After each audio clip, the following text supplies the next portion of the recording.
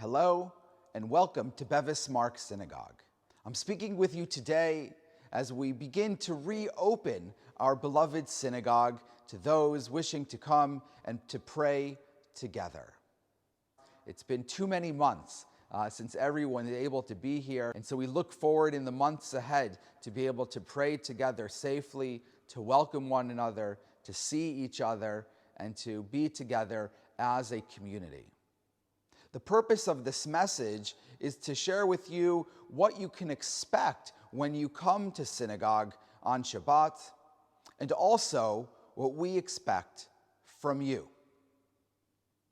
When you arrive at the synagogue, you're going to be asked at the gate to wait in line, to always social distance from the time you arrive throughout your time at the synagogue.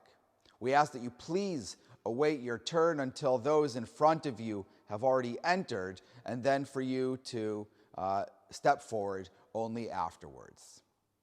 When you pass through security, please note that the guard will be taking the names of everyone that enters, as well as their phone numbers, just in case somebody within the community ultimately does come down with the virus. This way we'll be able to contact everyone who had attended synagogue with them. Then, upon entering into the courtyard, there'll be a station set up with which you can use hand sanitizer or to use the toilets to wash your hands with soap and water. After having done that, you'll then be able to stand once again at socially distant lines where you will wait in line before entering into the synagogue. Please note that the wearing of masks is mandatory. If you've forgotten to bring one, we'll have some available for you to take. For anybody that may need to use the toilets while here, we also have antiseptic wipes that are there for your use before and after usage to ensure that all the space remains clean. Upon entering the synagogue, the men will step forward, the ladies will go upstairs. But once again, you'll notice that on the floor there will be markers of where to not walk past until the person ahead of you has gone past the line where they are standing. The ladies will go up the stairs and find their seats there. And the men will, when they enter the synagogue, will all be directed to their right, and then will go all the way around the synagogue, only one direction throughout along the carpeting when they file into the synagogue, and ultimately when they leave the synagogue as well. As you find your way around the synagogue, you'll notice at different seats there will be a green card that is identifying where you are able to sit, and only in those seats. And we ask that you choose a route to the seat that does not require you to pass somebody along the way. You'll also find that at each seat will already be a prayer book and a chumash, and we ask that you only use those while you are here.